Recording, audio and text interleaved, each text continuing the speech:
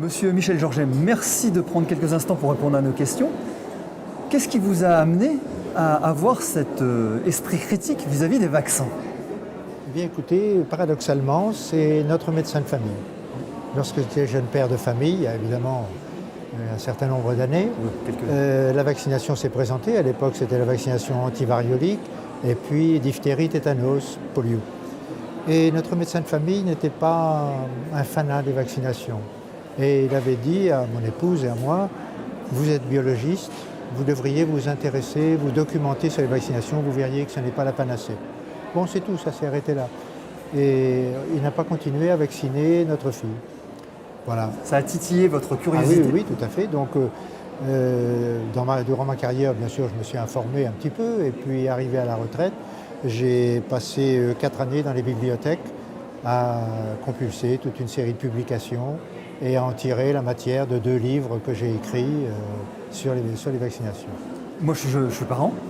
Quels sont les conseils que vous pourriez donner aux jeunes parents qui sont complètement perdus dans les discours contradictoires, dans les informations, dans les est-ce qu'on vaccine, est-ce qu'on vaccine pas, est-ce que c'est toxique, c'est pas toxique? Quels sont les conseils pertinents que vous pourriez donner aux jeunes parents? Je comprends vos préoccupations. Bien, écoutez, l'essentiel, c'est d'avoir une information et pas simplement une publicité, voire même une propagande. Hein, c'est une information. Et je dois dire d'ailleurs que c'est dans cet esprit-là que j'ai écrit mes 2 livres. Parce que, bon, moi j'avais récupéré un certain nombre d'informations. Je me suis dit, bon, après tout, hein, je peux en rester là.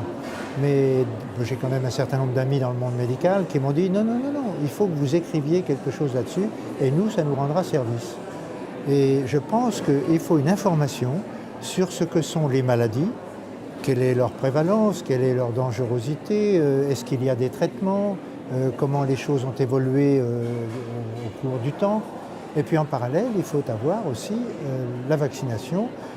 Comment est fabriqué le vaccin, quels sont les risques qu'il présente, qui peuvent être liés au vaccin lui-même ou au processus de fabrication, et savoir ce qui a été mis en place pour le suivi après la mise sur le marché. Et à votre sens, il y a des vaccins indispensables, incontournables? Alors, une fois qu'on a cette information, il faut faire un choix. Et il faut que ce choix soit responsable. J'entends par là, ce qui est mon cas par exemple, moi j'ai décidé que, sachant ce que j'ai lu, ce que j'ai pu interpréter, enfin non seulement interpréter, mais acquérir comme information sur les maladies et sur les dangers des vaccinations, pour moi personnellement, je n'ai aucune vaccination indispensable. D'accord, alors ça exige quand même une mise en place d'une prévention, d'un mode de vie, d'une hygiène de vie pour éviter d'être confronté aux pathologies que soi-disant défendent les vaccins. Tout à fait. Mais justement, l'essentiel, c'est d'avoir un mode de vie sain, je dirais. Et c'est d'ailleurs ce que disait l'OMS il y a 40 ans. Le facteur essentiel qui a permis la régression des maladies, c'est certainement l'élévation du niveau de vie, avec tout ce qui va avec, l'amélioration de l'hygiène, de l'alimentation, de l'habitat, du recours aux soins. Et ça a été un facteur beaucoup plus important que la médecine clinique. Est-ce qu'il y a quelque chose sur lequel vous travaillez particulièrement? L'actualité la plus récente que j'ai découverte ces jours derniers, c'est qu'il y a une vaccination contre la méningite à méningocoque C, parce qu'il y en a plusieurs. Eh bien, on vient de découvrir, il y a quelques mois, que ce vaccin est contaminé par toute une série de métaux lourds. Alors, il y a du tungstène, il y a du cadmium, je ne sais plus quel autre métaux. Et il y a, je crois, 250 familles qui portent plainte. Encore. Il y a encore un problème avec les vaccins. Voilà. Il y a eu d'autres problèmes avant. Les vaccins contre les rotavirus, alors ça remonte à 2 ans, je crois. On a découvert que dans ces vaccins à rotavirus, il y avait des éléments de virus de porc, de maladies de porc, on appelle les circovirus.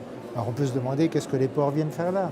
Eh bien tout simplement parce que les virus sont cultivés sur des cultures cellulaires dans lesquelles on est obligé d'utiliser une enzyme qui est la trypsine pancréatique et qu'on va chercher chez le porc.